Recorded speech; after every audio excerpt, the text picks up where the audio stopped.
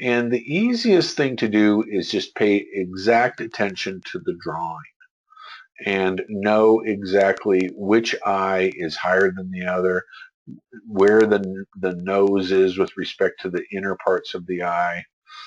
Let's pull up a picture and I'll just give you a quick little thing about this. Okay, so what you're going to want to do is notice the angle of the eyes, and you see here that this eye and this eye are not perfectly straight. I'm going to zoom in here so you can see it.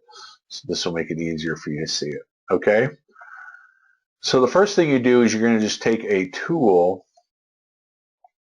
and let's grab a line tool here, and you're going to draw a line through the eyes, both through the center of the eyes, and that will give you the angle of the eyes, right?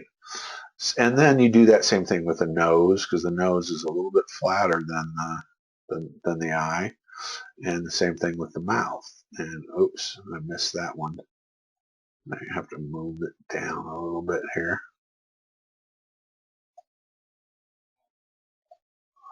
But anyway, that is one thing you're going to pay that's going to help you. The next in drawing is you're going to come and you look at the corner of the eye, and you're just going to drop a perpendicular, and you're going to see, let's see, that's perfectly perpendicular, that the corner of the eye and the corner of the nose line up, and then you'll drop another perpendicular from this side, and you'll see that there's part of the nose that extends beyond that. And you're also going to look and see how do those two verticals cut open the mouth.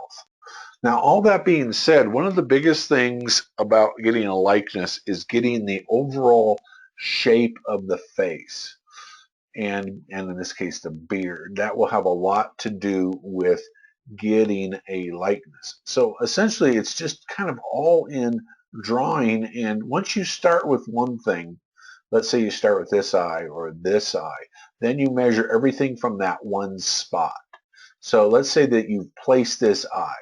Then you measure this eye with respect to that eye. You measure the nose with respect to this eye.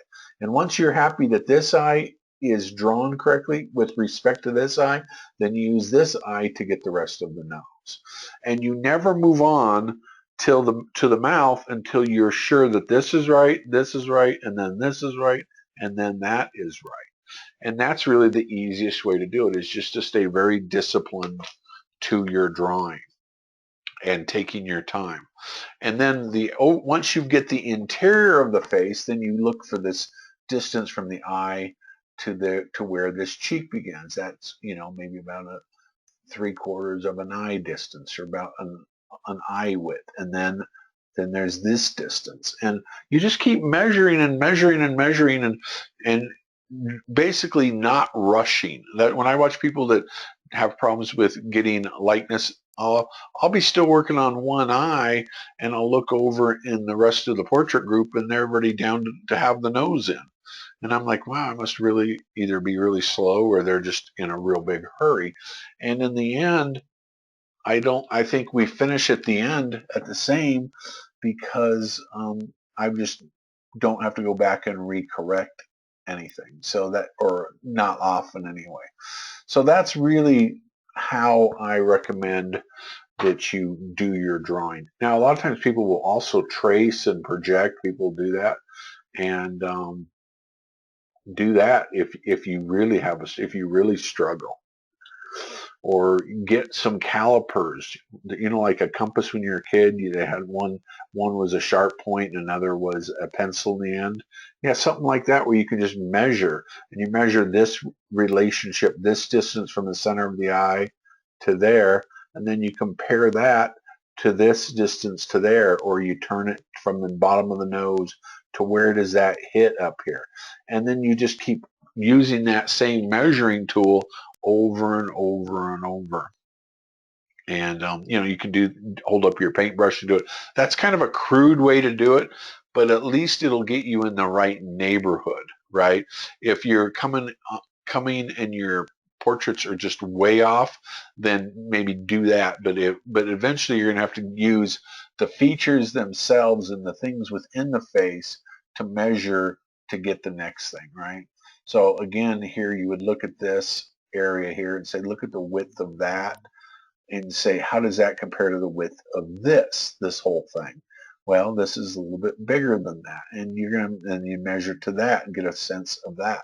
And it's much easier to compare things, small things next to each other, than it is like the eye to the mouth, to the chin. You see what I'm saying? It's much easier to compare the eye to this eyelid, to this little fatty deposit here, to this area, to the highlight, to the turn, to the shadow there.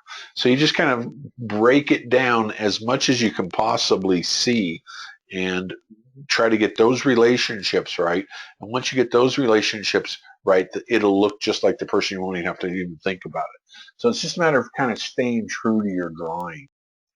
Now, again, some of you, particularly the people that are relatively new to painting, you might want to trace or project or use calipers. And one thing too is you can take your painting and make your photograph that you're going to work from, if you're working from a photograph, the exact size that you're going to paint the finished painting, and literally just measure from feature to feature with a little ruler, or again, like a compass or calipers. Hope that helps. All right, have a great week and take care.